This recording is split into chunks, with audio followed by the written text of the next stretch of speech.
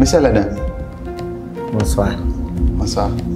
Pourquoi pensez-vous que le Niger a besoin de Tarmamoum? Nia.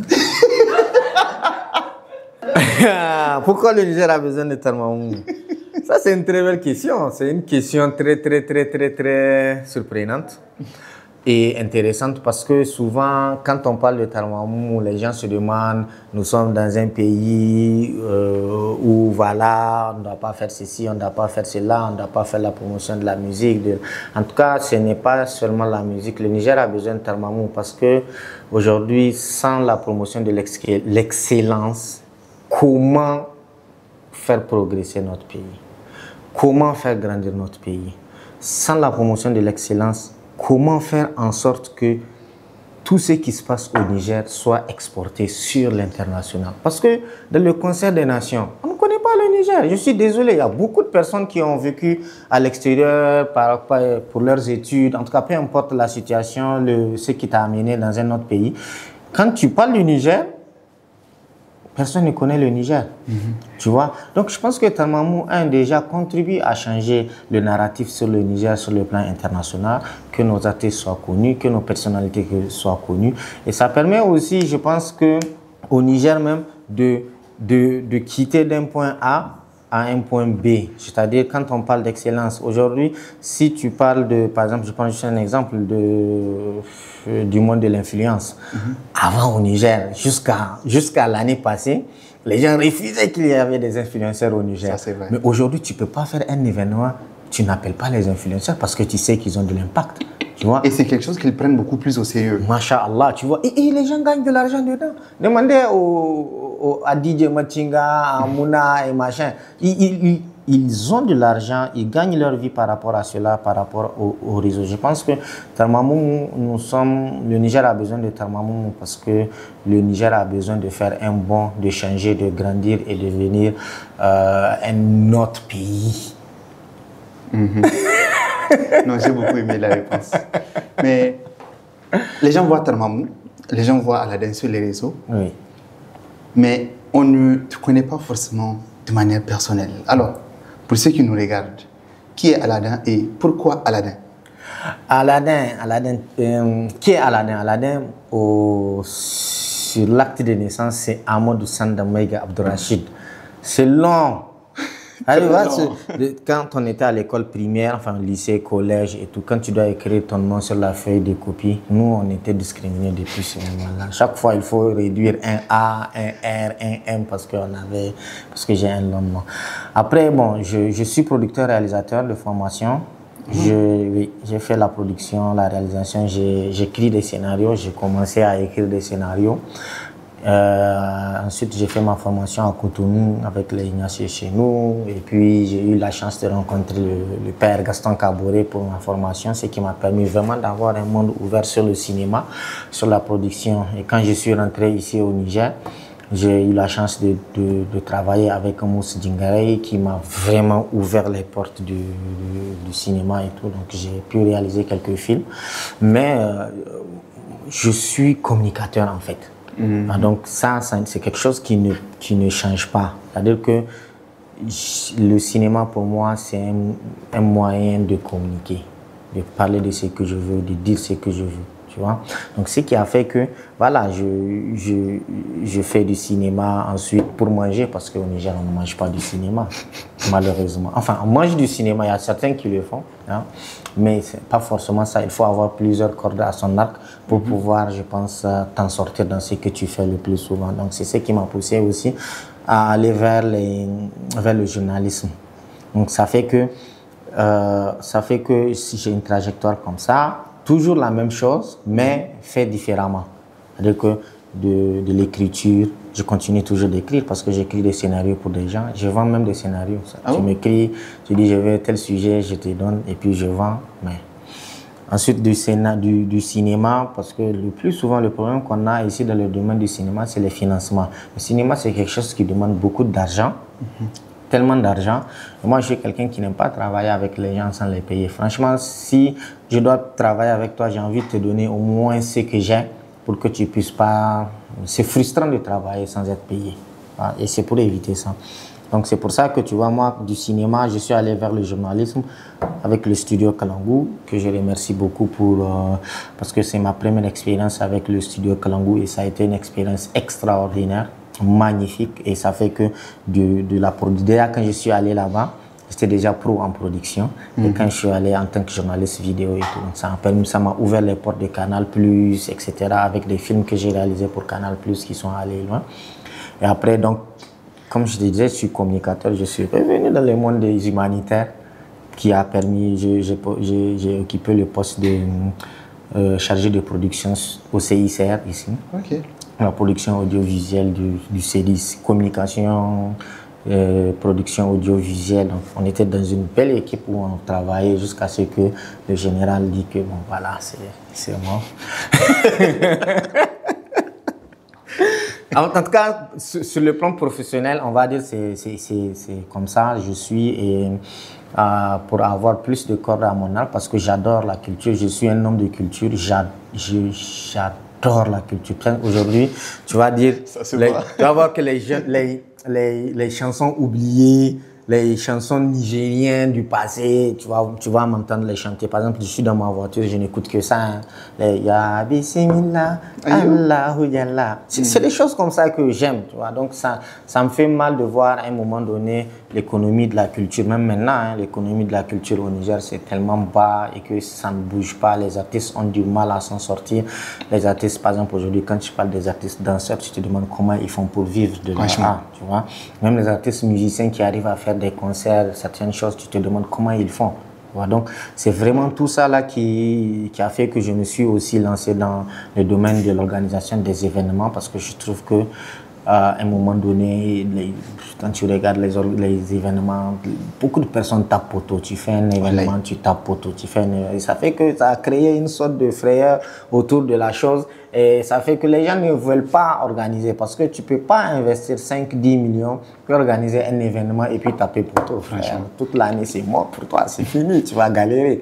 Donc c'est tout ça qui a fait que je me suis dit, bon, mettons une équipe en place, une très bonne équipe, puis essayons d'organiser quelque chose de très bon. Et le projet de Tarmamoum, c'était depuis 2017 ou 2018 que je l'avais.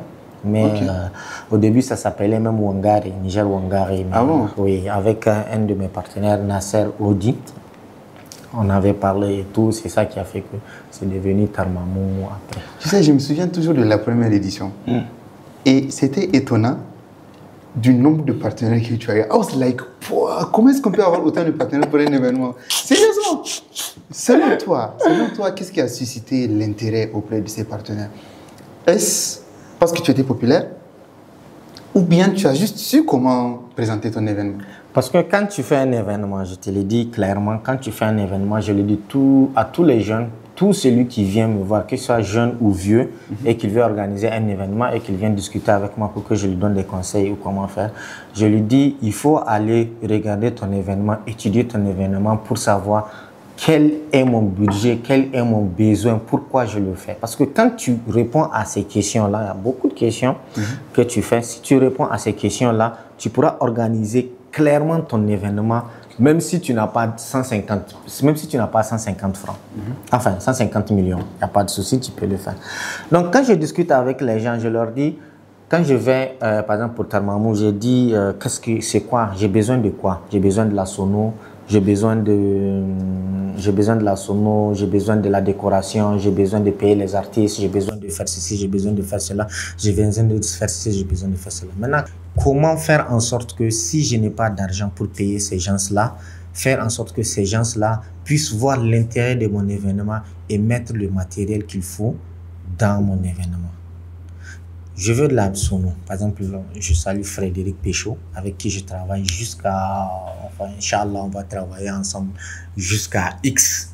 Et même demain, il y a des gens qui m'ont, même cette saison, cette édition, il y a des gens qui m'ont proposé de me donner la sono. J'ai dit, je ne veux pas. J'ai mon gars. C'est ça qu'on appelle la fidélité.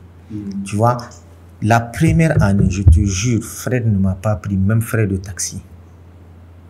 Il est venu, il l'a installé. C'est mon ami, mon frère, je sais pas. En tout cas, on a travaillé ensemble. On s'est connus dans le domaine du cinéma et tout. Et c'est de là qu'on a travaillé ensemble. Quand je suis venu avec le projet, et lui-même, c'est un mordu de culture.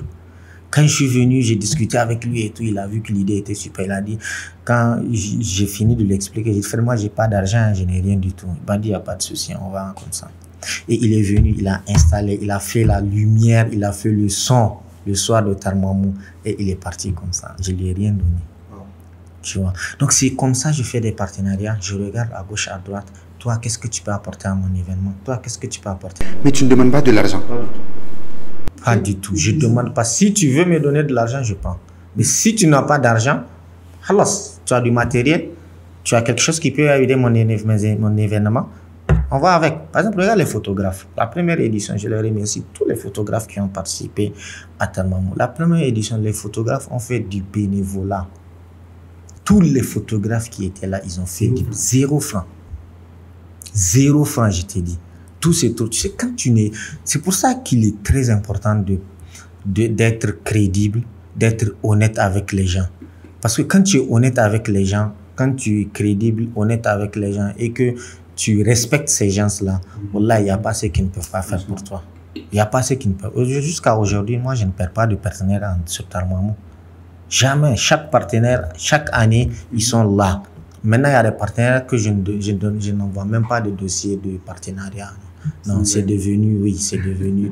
Dès que je commence Tarmamou, je lui envoie ce dont j'ai besoin. Et il y a des partenaires aujourd'hui qui, première, deuxième édition, c'était des partenaires techniques. Mais à partir de troisième, quatrième édition, ils sont devenus des partenaires techniques et financiers. Tu sais, Aladin, pour revenir par rapport à ça, c'est une expérience que je vis actuellement. Ce projet Excellence, pour te dire, j'avais vraiment un budget très serré. On a pris le local. Et quand j'ai fait l'annonce pour dire que je cherche des gens, j'ai bien précisé que je cherche des bénévoles. Right? J'ai eu des personnes, au début, c'était des community managers. La première personne, elle avait un peu d'expérience. La deuxième, elle n'avait même pas d'expérience. Et franchement, ils peuvent témoigner, la relation qu'on a, moi et eux, c'est vraiment du respect et de l'autonomie. Et je vais te dire, c'est vrai, j'ai embauché des gens par le passé et tout. Je n'ai jamais eu une team aussi performante que ça. Jusqu'à présent, on est en train d'élargir la team. Tous ceux qui viennent, en fait, tu sens que la motivation, elle est plus sincère quand ce n'est pas l'argent qui est devant. Franchement, ça c'est quelque chose que j'ai bien remarqué. Il faut les saluer. Ah, je les salue. Massaoudou, Fatiti, il y a Reina, il y a Jamila. Franchement, la liste est longue. Il y a Hanna, il y a Zainab, il y a mon partenaire précieux, Kat, il y a Lucas Vanek. Franchement, la liste, elle est très longue. Merci beaucoup à vous. Ouais. Et tu vois, quand tu crées ce genre de lien avec les gens, c'est un lien de respect, c'est un lien de travail. Et les gens se donnent à fond pour ce que vous êtes en train de faire parce qu'ils croient à ton projet. Et quand les gens croient à ton projet, je te jure au nom d'Allah, l'argent va rentrer. Comment ça va pas rentrer? En termes de performance. Ah, ça va rentrer, frère. Ils vont voir, ça va rentrer. C'est comme ça. Parce qu'on ne peut pas, tu sais, quand on dit lève-toi, n'est-ce pas? Et quoi, fais le premier pas, Dieu fera le reste là. C'est ça qui est là. Dès que tu fais le premier pas, je dis toujours à mon équipe que, Wallahi, peu importe dans quoi nous nous lançons, ça va marcher. Pourquoi? Parce que nous croyons en Dieu et que nous n'allons jamais avoir honte. Mais justement, ton équipe, comment est-ce que tu les cherches? Comment tu les recrutes? Mon équipe, je prends des gens à qui je peux faire confiance. C'est-à-dire, je peux lui dire, on est dans la salle ici, je lui dis, j'ai besoin de galettes. Je sais que, je dis, Aïda, j'ai besoin de galettes. Je sais qu'Aïda va sortir, elle va m'amener des galettes. Ok. Je dis à Adama, je veux telle chose. Je sais qu'Adama va sortir, elle ne va pas revenir pour me donner des justifications. Elle va venir avec ça. Tu vois? Donc, ce type de personne, tu peux aller au combat avec elle. C'est pas possible qu'elles te trahissent. C'est pas possible. Elles ne vont pas te quitter pour l'argent. Elles ne vont pas te quitter pour autre chose. Tu vois? Et elles seront toujours là avec toi. Donc, moi, personnellement, chaque fois, je regarde autour de moi qui sont des gens qui sont performants. Qu'est-ce que la personne est capable de faire? On peut travailler, discuter 2 jours, 3 jours, 4 jours, jusqu'à 1 semaine. Si je vois comment tu te comportes avec moi, j'analyse, je vois. Si je vois que voilà, tu peux être sur mon projet, je peux te mettre sur mon projet. Mais si je vois que, par exemple, tu es tout le temps en train de m'aider, moi, je suis en train de te plaindre, par exemple, je ne peux pas te prendre dans mon équipe parce que pour moi, se plaindre, c'est ne pas chercher des solutions à des problèmes. Quelqu'un qui se plaint tout le temps, son cerveau n'a plus le temps de chercher des solutions. Donc, elle n'est pas productive. Tu vois, elle est toujours dans le négatif. Donc, tout ça, moi, ça compte pour moi. Quand je vois que tu es passionné par les sous, je te prends pas. Tu vois, parce que je trouve que quelqu'un qui aime trop l'argent, ça finit toujours pas bien. Tu vois, tout ceci, je regarde ça. Mais c'est après ça, le côté humain. Quand je regarde le côté humain, c'est après ça que moi, je vais regarder le côté technique. Parce que pour moi, les compétences, ça s'acquiert. C'est-à-dire que quand tu ne sais pas faire quelque chose, moi, je peux t'apprendre. Tu vas apprendre à faire ça. Et quand tu apprends à faire, tu ne peux pas comprendre. Donc, toujours quand tu crées ton équipe, vraiment, essaie de voir le côté humain. Quand tu finis avec le côté humain, là, tu peux voir le côté technique, machin, etc., etc. Tu peux voir. Je ne m'entoure jamais de gens qui sont négatifs. Jamais. Tout celui qui peut m'aider, ça là, ça ne va pas marcher. Je ne vais jamais travailler avec lui. Je te jure, au nom d'Allah, jusqu'à demain. Regarde, on a commencé Chasmania. Il y a tellement de personnes qui m'ont écrit pour demander, ils veulent être dans l'équipe. Non, je ne prends pas mon équipe comme ça. Moi, mon équipe, quand je te prends, c'est que je te connais, je sais qui tu es et je sais que tu es capable de faire quelque chose. Je ne te prends pas parce que j'ai pitié de toi. Non, ce n'est pas possible. Ou bien c'est parce que c'est un projet, je prends tout le monde. Non, c'est pas comme ça. Revenons à l'événement de Termamo. On a vu que, bon, moi, franchement, c'est à partir de la deuxième édition que j'ai commencé à voir des gens se plaindre de la transparence. Right? Comment, par exemple, vous gérez la transparence en termes de sélection des nominés? Voilà, je connais quelqu'un, lui dit qu'on ne l'a jamais nominé et il se...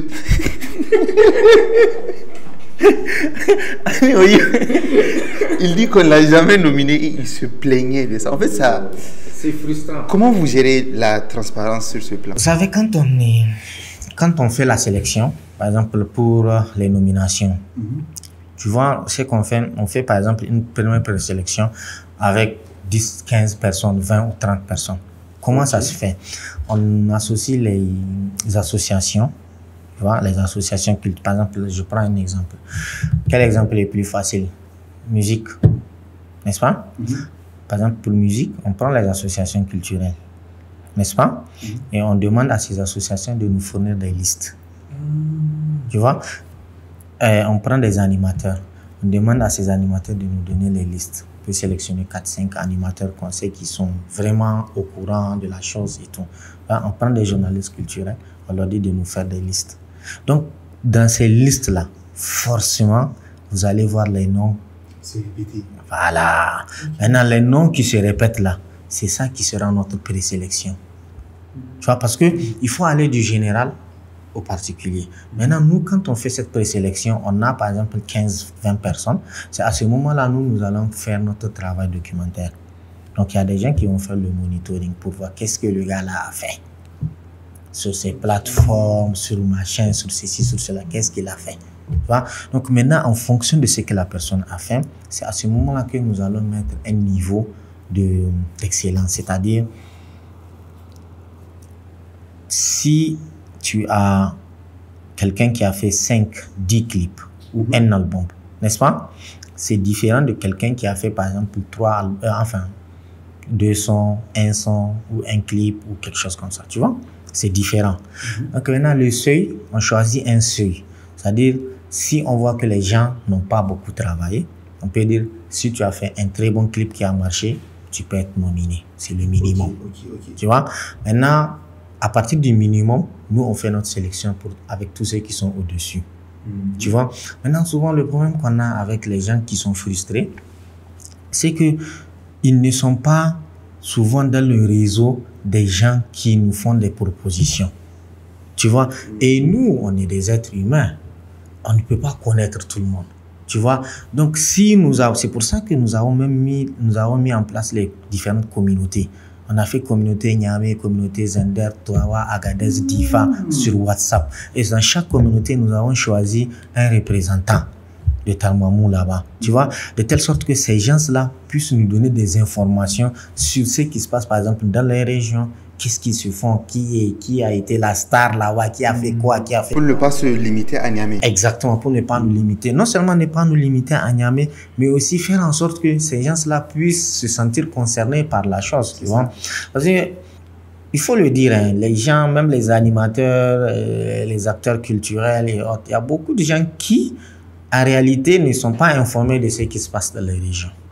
Tu vois, mais quelqu'un qui est dans le showbiz, qui est dans les régions, facilement, il est au courant de ce qui se passe. Tu vois? Donc, c'est pour ça que nous avons mis en place ces filtres-là qui permettent à ces gens aussi de nous faire des propositions. Après, nous avons notre mail qui est, je pense, public. Je trouve que souvent les gens ont, les artistes, ils ont de l'ego. Tu vois? Et pourtant, je pense que pour un événement comme Talmamou, tu ne dois pas... Il y a l'ego qui est là, c'est naturel, tu vois. Mais il faut te dire que, ok, si ces gens-là ne m'ont pas vu, peut-être n'ont pas nominé, c'est peut-être parce qu'ils ne savent pas ce que je fais, parce qu'ils ne me connaissent pas, parce qu'ils n'ont pas vu ce que j'ai fait. Donc, ça, c'est légitime. C'est légitime, tu vois. Et donc, envoie un mail. Il y a des gens qui nous ont... Par exemple, quand on a fini la commission, il y a quelqu'un qui a envoyé son clip pour dire pourquoi son clip n'a pas été sélectionné. On a fini la commission, je t'ai dit. Hein. Et quand j'ai vu le clip, j'ai envoyé directement le clip dans le groupe commission clip. Ils ont regardé le clip, ils disent il faut qu'ils reprennent la commission. Wow. Ils ont repris, ils ont renoté. Et le gars est passé. Malheureusement, heureusement, il n'a pas gagné. Mais son clip a été nominé. Parce que quand le débat s'est posé, j'ai trouvé que ce serait injuste que la personne puisse faire tous ces sacrifices-là, qu'il puisse mettre tout cet argent pour faire son clip et qu'à la fin de l'année, on dit qu'il n'est même pas nominé. C'est pas bien. Et qu'il a fait le premier pas. Il a été nominé dans d'autres catégories. Et comme il sait qu'il a bien fait son clip et que son clip peut compétir, il a fait un message, il a fait un mail, il a envoyé le lien de son clip et tout, il a fait ses justifications. Moi, j'ai copié, j'ai envoyé dans le groupe. Il dit, si vous décidez que vous n'allez pas faire de commission, c'est votre choix. Parce que nous, on n'intervient pas dans le jury. Jamais. Le comité Talmamou n'intervient jamais dans le jury. Tout ce que le jury dit, c'est ça qui est souverain. Le jury est indépendant. Le jury est indépendant. Okay. Nous, on ne décide de rien du tout. Rien. Si le jury dit telle personne a gagné, c'est la personne là qui a gagné. Okay. Tu vois? Donc, c'est pour ça, souvent, les gens ont du mal parce que ils veulent qu'on voit ce qu'ils font sans que nous, ils ne soient pas. Mais Facebook, c'est un réseau. Quand tu n'es pas dans le réseau, ami de quelqu'un, ami de quelqu'un, quelqu'un partage et que toi, tu es en contact une fois avec cette personne, l'algorithme ne va jamais te montrer ce que l'autre fait. Tu vois? Donc, c'est des choses comme ça, que ce soit sur YouTube, que ce soit sur Facebook. Souvent, quand tu vois que on est en train de faire les sélections, on est en train de préparer, n'hésite pas, envoie un mail, envoie ton CV, tes productions, etc. Tu envoies tout. Nous, on va envoyer au jury. Si le jury dit que tu es bon pour être sélectionné, on va te sélectionner. On n'a pas intérêt à mettre au dos les artistes. Aucun. Oui, c'est ça. Aucun. Regarde Barakina. Pourtant, jusqu'à demain, on a des bonnes relations. Il a presté au Talmamou passé. Tu vois, il était sur le podium. Si on s'est dit, non, on est fâché contre lui, ou telle personne qui a dit, non, moi, je ne veux plus faire Talmamou, machin. On ne se fâche jamais contre les gens. Peu importe comment tu nous insultes là. L'année prochaine, si tu mérites d'être nominé, on va te nominer. Parce que ce que nous faisons, ça, au-delà de nos personnes, c'est pour la nation que nous le faisons. C'est pour tout le monde que nous le faisons. Donc, les histoires de sentiments, en fait, ça doit être mis de côté. Sinon, ça ne va pas avancer. Ça ne va pas avancer. Et tu sais, malheureusement, il y a beaucoup de projets comme ça que je vois qui sont bâclés. Parce que ça commence bien, mais à un moment, ça part dans tous les sens. Parce que un tel veut imposer sa manière de faire, un tel veut imposer quelqu'un. Et ça part dans tous les sens. Un podcast, ça demande du temps, ça demande des ressources et surtout, ça demande l'énergie de toute une équipe. Ce podcast que vous aimez tant vous est produit grâce au soutien de Adax Studio. Pour ceux d'entre vous qui sont ambitieux, qui prévoient de lancer leurs propres émissions, ou si vous connaissez quelqu'un qui a une entreprise et qui veut des vidéos, Adax, c'est le partenaire qu'il vous faut. Tout ce que vous avez à faire, c'est de nous laisser un message dans le lien qu'on va vous mettre dans la description. Merci beaucoup. Maintenant, parlons du Tarmamou d'or, c'est ça? Oui. Tarmamou d'or, on a observé qu'il y a eu beaucoup de zizanie. En fait, presque chaque édition, il y a de la zizanie. Question, et ça va peut-être te surprendre. Vous le faites exprès? Ou bien ça vient naturellement? Ça vient comme ça. Ça vient comme ça. Tu sais, quelque chose qui intéresse les gens, c'est obligé que les gens vont parler. Si tu fais quelque chose et que ça passe inaperçu, c'est que c'est pas bien fait. C'est fait exprès que ça soit payant? Oui. Pourquoi? Ben parce que ça doit être payant. Pourquoi? Parce que imagine toi, tu es un artiste. Hein? Ton fan ne peut pas payer 100 francs pour un vote pour toi. 100 francs pour voter pour que tu gagnes. Hein? Est-ce que ce fan-là a le droit de consommer ta musique? Non, mais franchement, est-ce qu'il a le droit de consommer ta musique? Il n'a pas ce droit-là. Tu vois, il y a cela. Et c'est payant parce que Tarmamou, aujourd'hui, c'est une... Par exemple, je te donne le budget de cette année, c'est 69 millions. C'est 69 millions. Il faut te demander, mais comment ces gens-là se débrouillent pour gérer tout ça? Tu sais que chaque artiste qui preste, on lui donne des sous. La décoration, les images, en tout cas, tout ce qui est autour de l'argent. Aujourd'hui, je défie une seule personne qui a travaillé sur Tarmamou et qui n'a pas reçu un franc. Ça n'existe pas. Je lance ce défi-là à tout le monde. Tout celui qui sait qu'il a travaillé pour Tarmamou, surtout Tarmamou de l'année passée.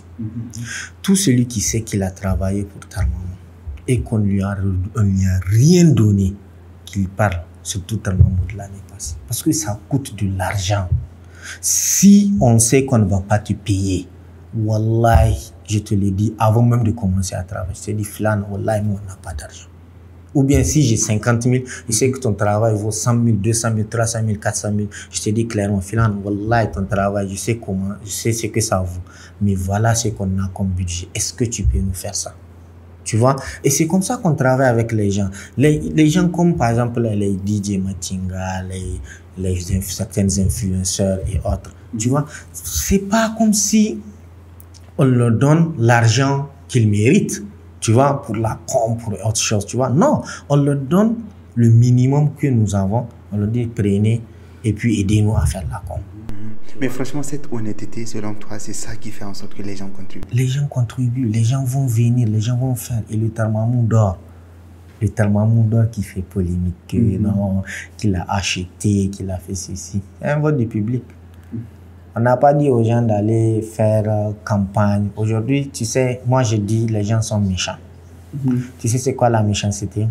C'est que si aujourd'hui quelqu'un, le gars qui a gagné Tarmamou, il a investi par exemple, on va dire 500 pour gagner Tarmamou, tu sais qu'il n'y aura pas le buzz. Franchement, oui. Tu sais ça? Parce que c'est normal pour eux que Tarmamou ne gagne rien. Et quand tu fais le budget, pour un budget de 69 millions, qui représente le vote dedans? C'est vrai. Regarde notre salle, c'est combien? C'est 11 millions. Si on te fait réduction avec les artistes, tu peux avoir ça à 10 millions et quelques, ou 8 millions, ou 7 millions. Ça dépend de mais quand même, c'est coûteux. C'est coûteux. Tu vois? Regarde notre déco. Je ne sais pas si tu as vu la déco que les gens ont fait. Ils ont travaillé 3 jours pour faire la déco. Tu vois? Il y a des artistes qui sont venus de l'intérieur du pays. Les nominer. C'est à votre charge aussi? Bien sûr. On ne prend pas l'hôtel et machin, mais les transports sont en charge.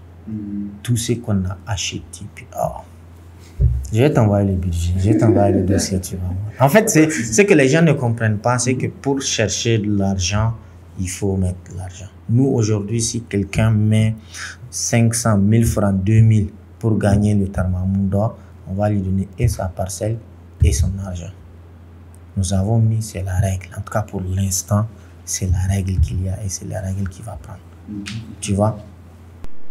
Selon toi, comment est-ce que le Tarmamoumou, comment est-ce que ça a évolué de la première édition jusqu'à l'édition actuelle?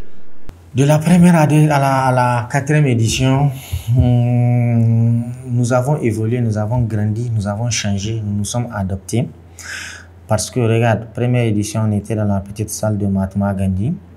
Deuxième édition, déjà, si on parle des endroits que nous faisons, nous étions dans la petite salle. Deuxième édition, nous étions au Palais des Congrès. Troisième édition, nous sommes revenus dans la plus grande salle de spectacle du Niger, le centre de conférence. Quatrième, nous étions là-bas. Tu vois qu'on est vraiment en train d'aller en crescendo. La première édition, notre budget qu'on avait, c'était à peine 20 millions, hein, 22 millions. Deuxième édition, notre budget est allé entre 35 millions, je pense, non? 35 millions. Troisième édition, on est allé vers 55 millions. Et la quatrième édition, on est allé à 69 millions et quelques. Tu vois? Tout ça montre qu'il y a de l'évolution de ce que nous sommes en train de faire. Nous essayons à chaque fois d'innover, de changer et de grandir. Regarde le nombre de nominés, même si souvent ça monte et ça descend en fonction du travail de ce que les artistes et les autres font. Première édition, je crois, nous étions à une cinquantaine. Deuxième, nous étions à 75. Et de la troisième à la quatrième édition, on a minimum 82 à 85 nominés qu'on a chaque année. Tu vois, les trophées changent, les trophées deviennent de plus en plus jolis, ça évolue aussi. Mais aussi humainement, nous aussi, nous grandissons en tant qu'organisateurs d'événements. Nous acquérons beaucoup d'expérience qui nous permet vraiment de pouvoir anticiper certains soucis, certains problèmes, tu vois, d'économiser des sous pour que l'année prochaine nous soyons sûrs que le Tarmamoumou aura lieu, des choses comme ça. Donc, vraiment, chaque année, nous essayons de changer, de grandir, d'avoir beaucoup plus d'expérience pour nous permettre de mieux appréhender l'année suivante. Ok. Tu sais, avant le tournage, on envoie un questionnaire au public. Oui. Et on demande aux gens de poser des questions. Okay. Et parmi les questions posées, il y a une qui a particulièrement attiré mon attention. La personne a demandé: comment as-tu su que ta femme, c'est elle la bonne, c'est elle la femme de ta vie?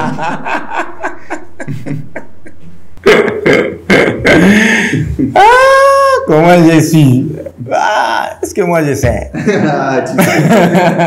Tu sais, parce qu'on a vu la demande, la fameuse demande. Comment, Tu sais, la première fois quand j'ai vu ma femme, la première fois quand je l'ai rencontrée, c'est ce que je lui ai demandé. Je lui ai demandé si elle veut de l'eau. Je te jure. Je lui ai acheté du Pia Wata, elle a bu. C'est fini, c'était la première discussion que j'ai eue avec elle. C'était où? C'était à la fac, à l'université Abdoumouni, à côté de la filière art et culture.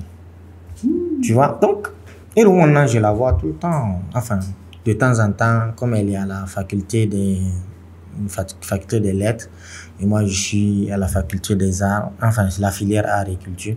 Donc souvent, elle vient réviser sous le hangar. Bon, là, on s'est connus encore souvent, et on a mis le contact et tout. C'est aller de pas à pas comme ça, mais vraiment, il n'y a pas un tic ou quelque chose qui te dit non, c'est la bonne, non, il n'y a pas. C'est Dieu qui sait qui est la bonne. Mais qu'est-ce qui t'a donné envie de l'épouser? L'épouser, tu sais qu'on ne sortait même pas ensemble.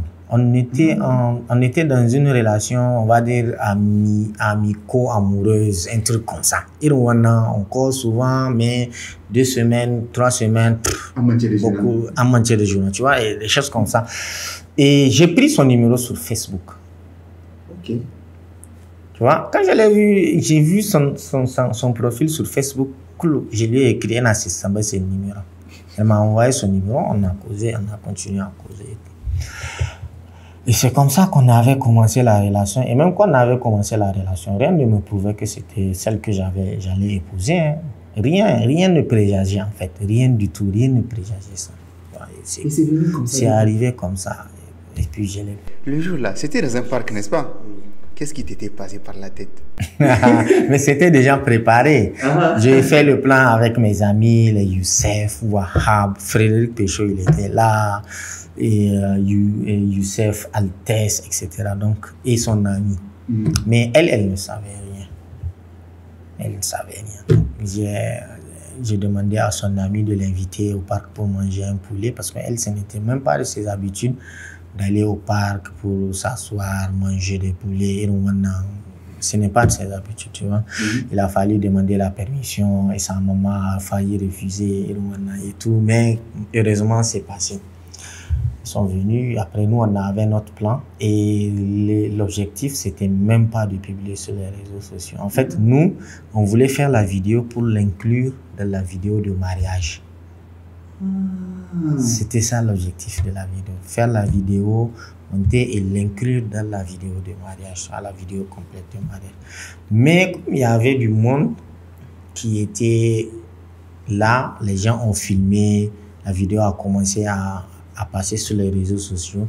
C'est là que je crois Youssef, comme c'est Youssef qui fait le montage, et lui aussi il a profité, il a mis la vidéo.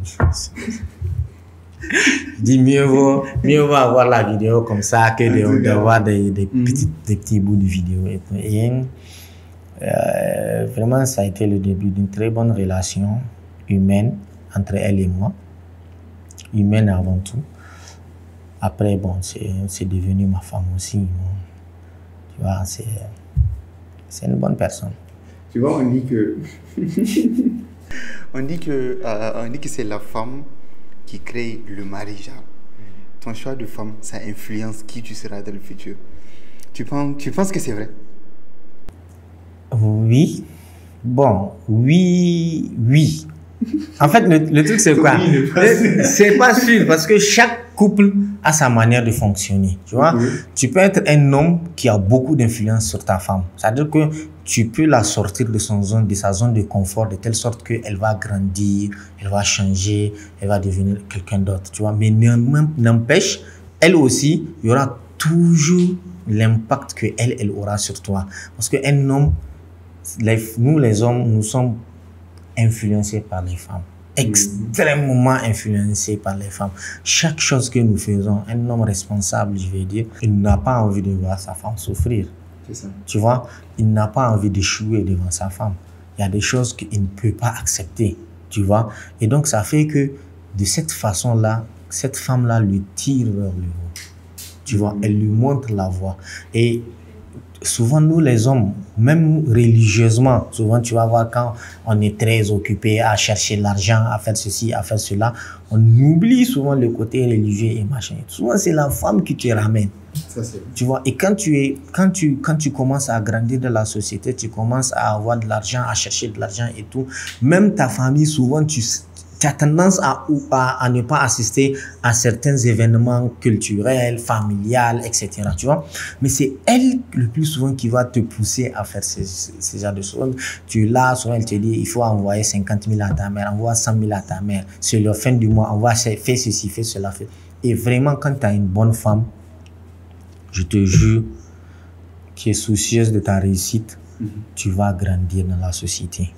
Mais comme je l'ai dit, tout dépend du couple, parce que chaque couple a ses réalités, a sa particularité. Et voilà, moi, je suis content d'avoir une femme comme mari parce que je ne suis pas certain qu'une autre femme peut vivre avec moi.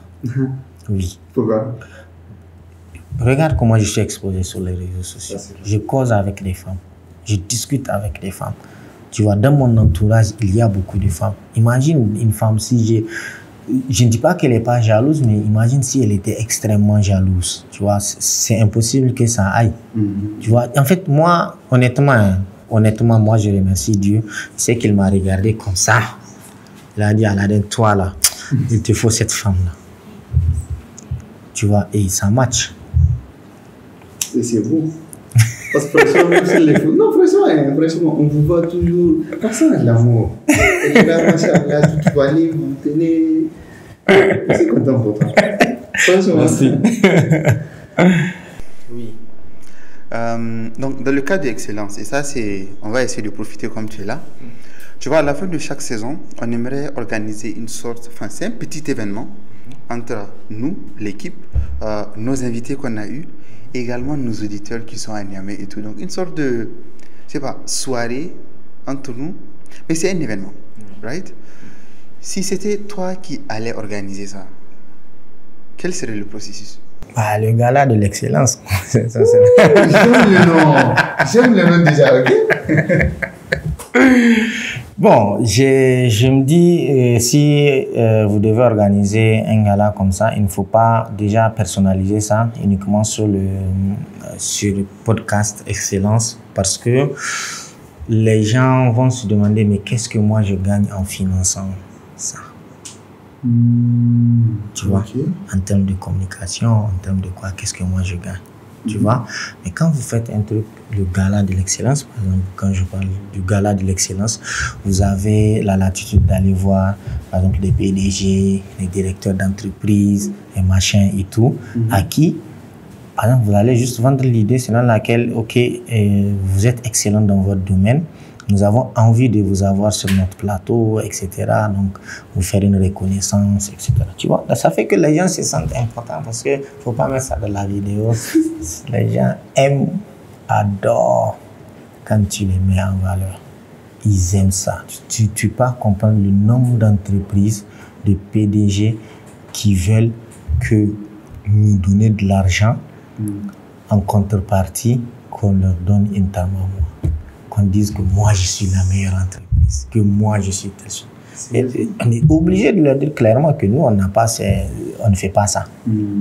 Si vous voulez être, par exemple, on a les catégories des Tarmamouo spéciaux, et ça c'est pas l'équipe Tarmamouo qui vous donne, non, c'est votre équipe qui vous donne.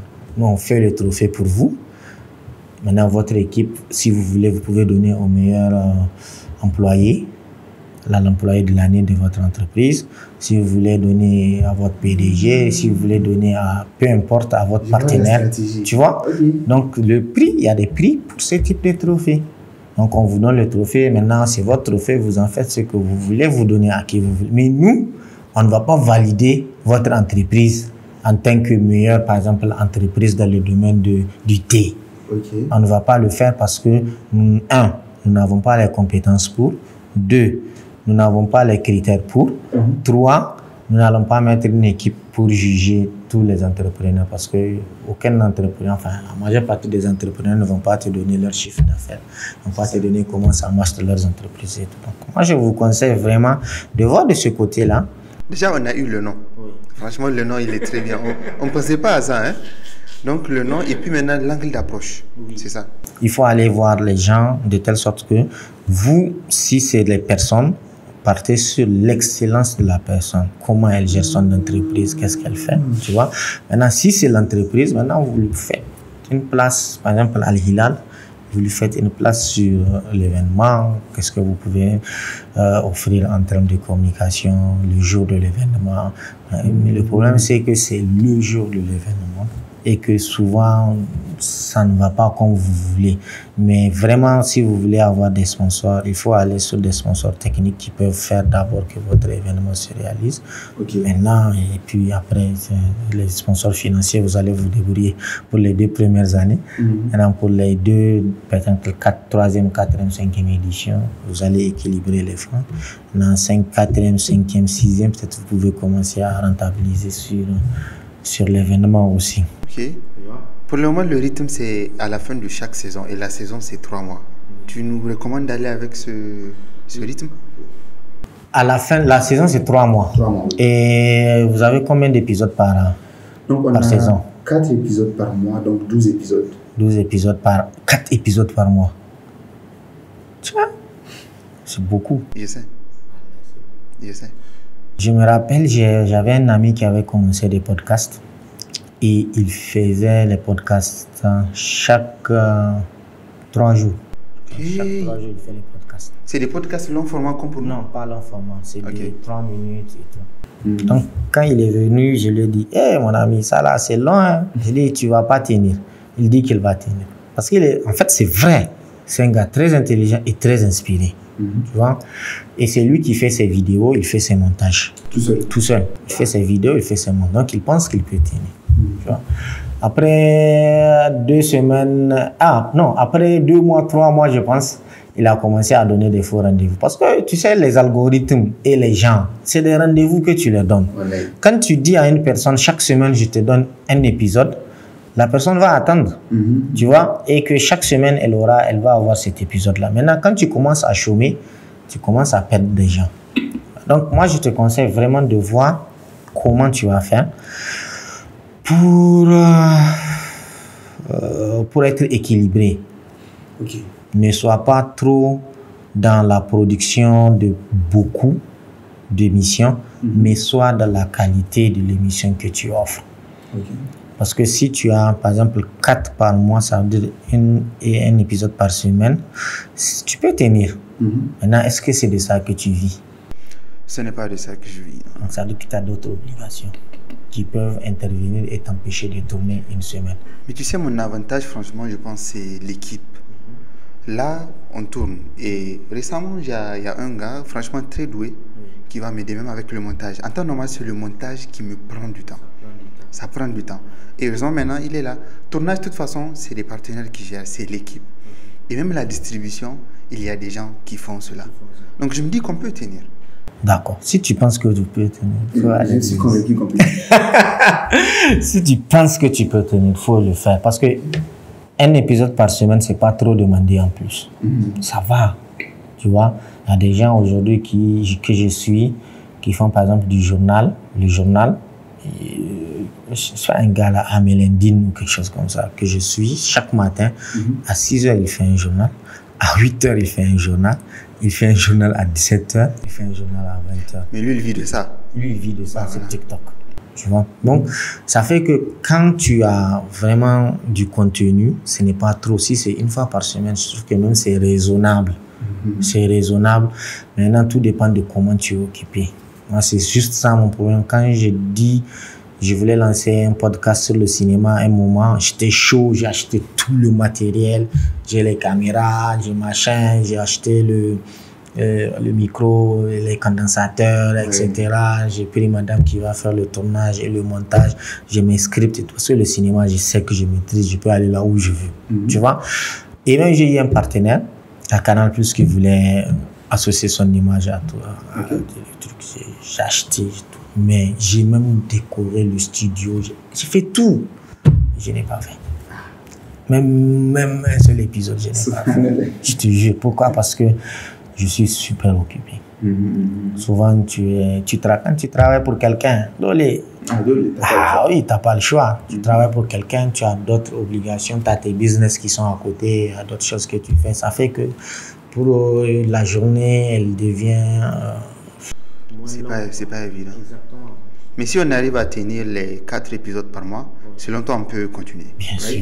Bien sûr, vous devez continuer. Parce que je trouve que ce podcast, c'est un podcast très intéressant. Surtout quand on parle d'excellence, les gens que tu amènes, c'est juste essayer de chaque fois aller encore plus haut. Parce que souvent, je le dis, c'est que on amène des personnes sur ton émission parce que, par exemple, la personne, elle est bien connue sur les réseaux sociaux, parce que la personne, elle est bien dans ce qu'elle fait, etc., etc. Tu vois, ça, c'est pour les personnes normales. Tu vois? C'est-à-dire, tout le monde fait ça. Maintenant, moi, qu'est-ce que je veux faire pour que mon podcast soit particulièrement intéressant? Invite le ministre. Invite tous les ministres. Un à un. Tu vas avec ton podcast, tu déposes les dossiers que tu as envie d'inviter le ministre pour un podcast. Vous discutez, le ministre va venir et vous allez discuter. Et qu'est-ce que ça crée? Ça va créer l'envie aux autres ministres de venir. Et si ça ne vient pas, va au Mali, invite les ministres, va au Burkina, va en Côte d'Ivoire, invite les ministres sur ton podcast. Invite les personnalités, les grands PDG, le PDG de Coris Bank, le PDG de telle banque, de telle entreprise. Fais des demandes. Tu présentes ton podcast. Tu vois, et ça, qu'est-ce qui va faire en sorte que les gens là acceptent? C'est les têtes qu'ils vont voir dans ton podcast. C'est la première chose que la personne va voir, va regarder, va se demander, mais c'est qui ce monsieur-là qui veut me prendre en interview, etc. Tu vois? Et quand ils vont aller sur ta page, voir ce que tu fais, tes podcasts, le nombre de vues, le nombre d'abonnés, comment ça interagit, l'engouement que ça prend, c'est obligé qu'ils viennent.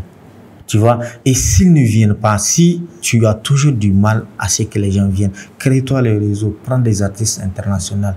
Parce que les artistes internationaux, sur les réseaux, ils te donnent accès à des abonnés. Un Sidiki Diabaté qui est très facile à avoir peut facilement venir sur ton podcast. Vous allez faire un podcast et puis le podcast va te ramener 200 000 abonnés.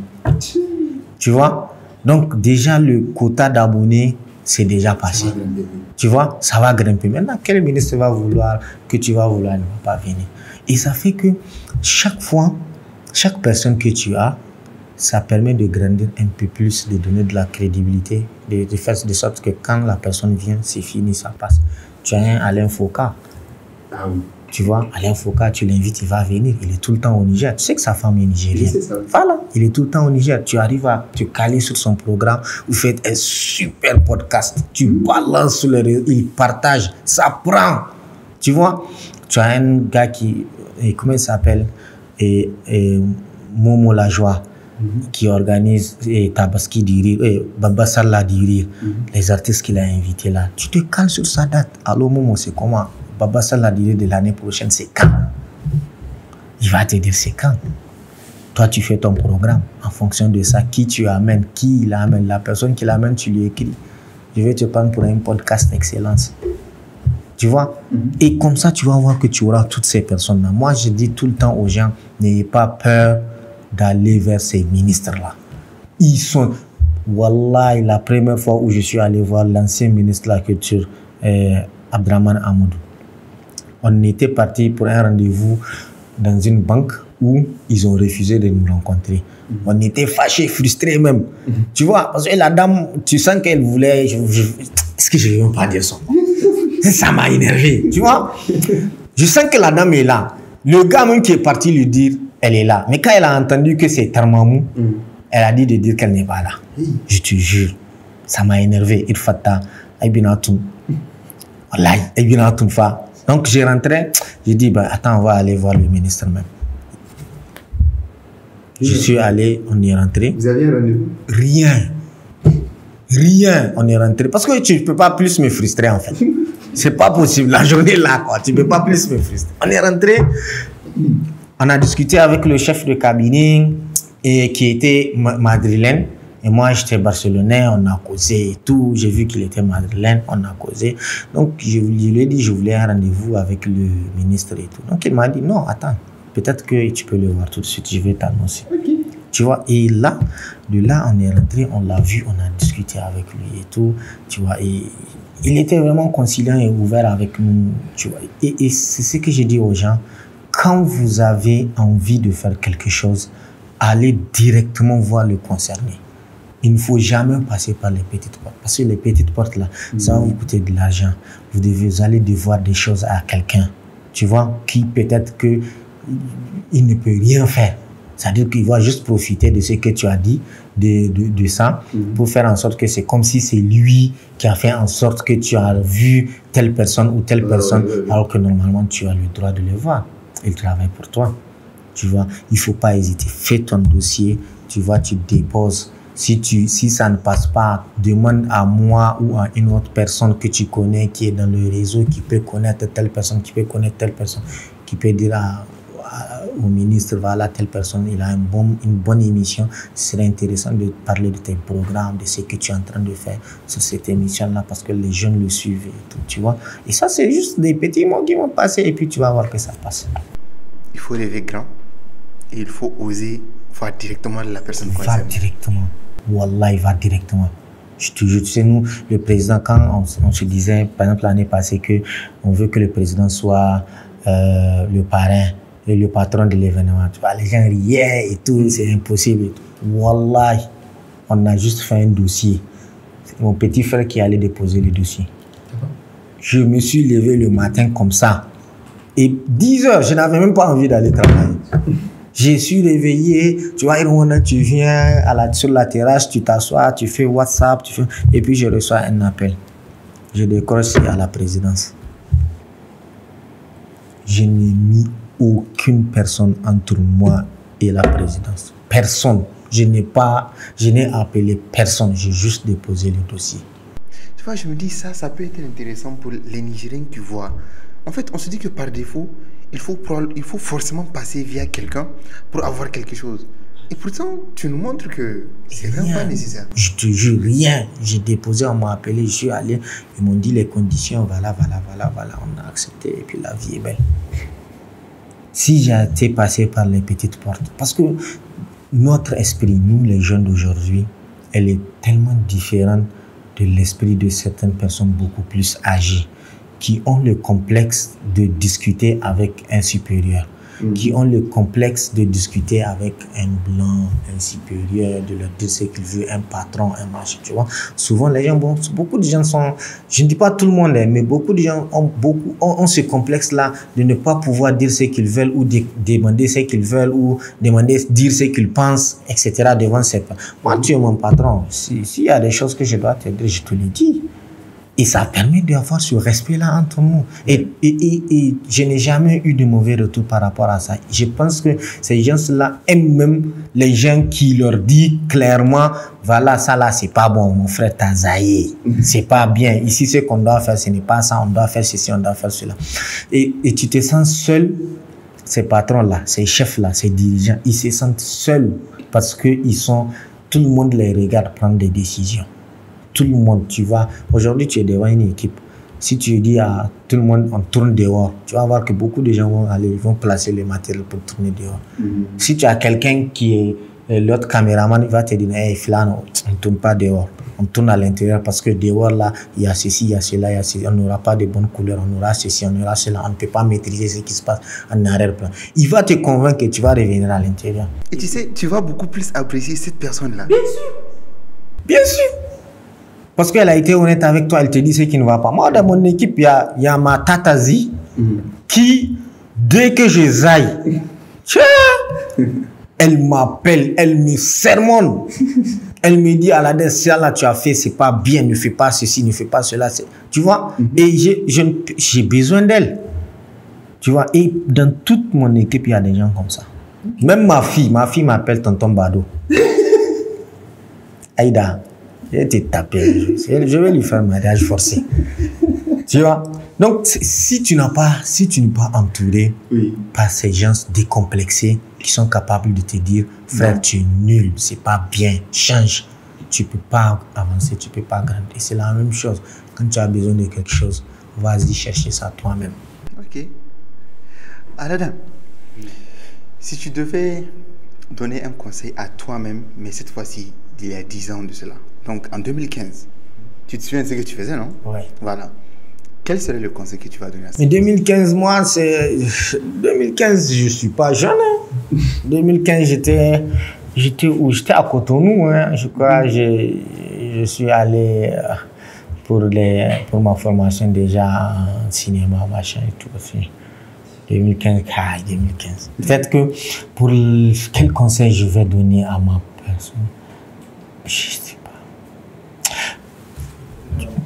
Honnêtement, moi je suis le genre de gars qui a apprécié tout ce que j'ai vécu.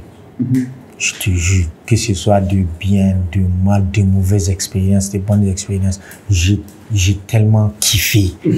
J'ai kiffé parce qu'il y a des choses. Aujourd'hui, tu vois, je fais exprès d'aller dans les publications du passé pour regarder mes photos, dans le temps, ce que je faisais, des types de publications que je faisais et tout, tu vois. Et je les repartage. Il y a beaucoup de gens qui auront honte de partager cela. Ouais. Moi, je n'ai pas honte de ça parce que c'est des moments extraordinaires que je regrette même. Tu sais, à un moment, souvent, je sors la nuit, pas maintenant, à cette période-là même. Souvent, j'étais en moto, hein, et puis je vivais à Saga, cité Olani même, où c'était dangereux, la route, machin. Souvent, on sort la nuit avec Rachid Gamba qui avant, il n'avait pas son gros ventre là. Il n'était pas devenu n'importe quoi. C'est ce qu'on fait.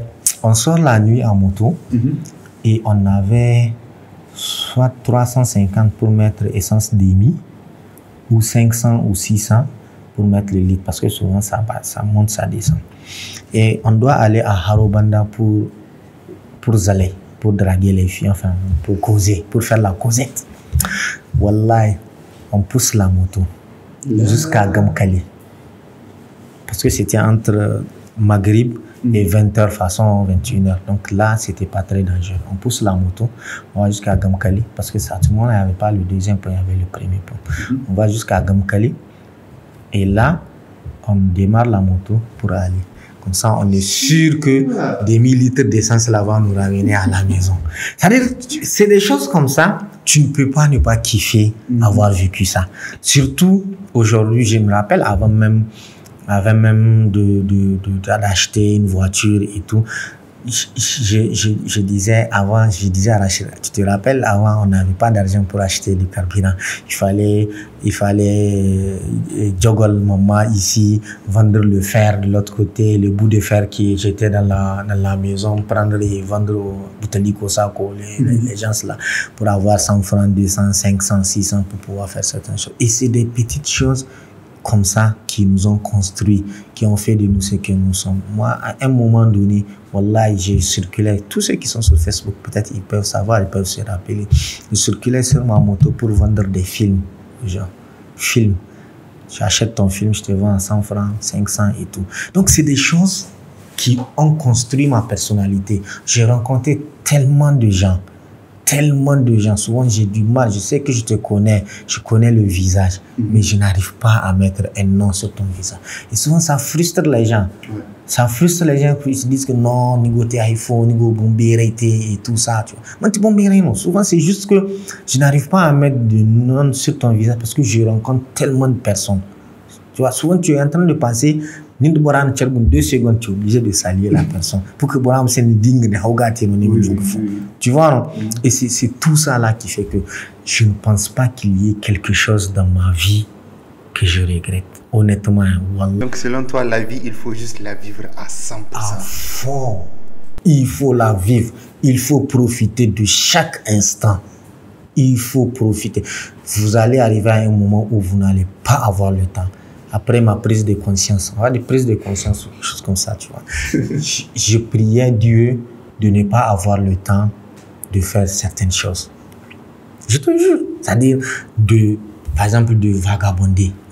Je prie Dieu de ne pas avoir de temps. Quand je t'écris un message, c'est pour te dire, voilà, je n'ai pas le temps, je suis en train de faire cela, je suis en réunion. C'était un rêve, hein, de dire, je suis en réunion, je te rappelle plus tard, machin, tu vois. Mais aujourd'hui, que je suis dedans, que Dieu a exaucé ce vœu-là, j'ai envie d'avoir 2 minutes souvent. Tu vois? Parce que tu es partagé, tu as envie d'aller au mariage de telle personne, tu as envie de faire ce business avec telle personne, il y a des jeunes qui t'écrivent qu'ils veulent discuter avec toi. Souvent, je réponds au message 2 mois, souvent 1 mois ou 2 semaines plus tard. Parce que quand tu fais le message, je n'ai pas vu le message et le temps que je vois ton message est allé en bas. Donc, je n'ai pas vu le message. Et souvent, quand je t'écris, il faut que je m'excuse d'abord peut-être vraiment à la hana. Tu vois? Et c'est pour ça que j'ai dit tout le temps aux gens, quand tu m'écris, il faut me harceler. Quand tu vois que tu as fait un message, je n'ai pas répondu, fais un autre appel jusqu'à ce que je te réponde et puis on fait notre affaire tranquillement. Ce n'est pas mon bombéré. C'est juste que c'est Facebook, WhatsApp qui a fait de telle sorte que quand quelqu'un envoie un autre message, l'autre message vient en bas. Donc, ça fait que souvent, tu ne vois pas les messages. Et donc, c'est tout ça. Moi, je dis aux gens, profitez de la vie. Profitez de la vie, mais ne soyez jamais dans l'excès. Parce que tout ce que tu fais, sois honnête avec toi-même. Si les gens me font confiance aujourd'hui, c'est parce qu'ils savent qu'il n'y a pas de drap mort, d'escroquerie, de machin, de détournement, d'exploitation et des choses malhonnêtes. Tu vois, si tu as ta bonne image que tu gardes, si tu as peur de faire certaines choses, tu ne dois pas faire certaines choses immorales, ne les fais pas. Vraiment, je pense que tu vas réussir ta vie tôt ou tard. Tôt, c'est mieux, mais tôt ou tard, tu vas réussir ta vie. Mais sois honnête. Sois très honnête. Monsieur Aladin. Monsieur Aladin, ça fait trop formel. Tu vois, non? Quand tu dis Monsieur Aladin, est-ce que c'est normal?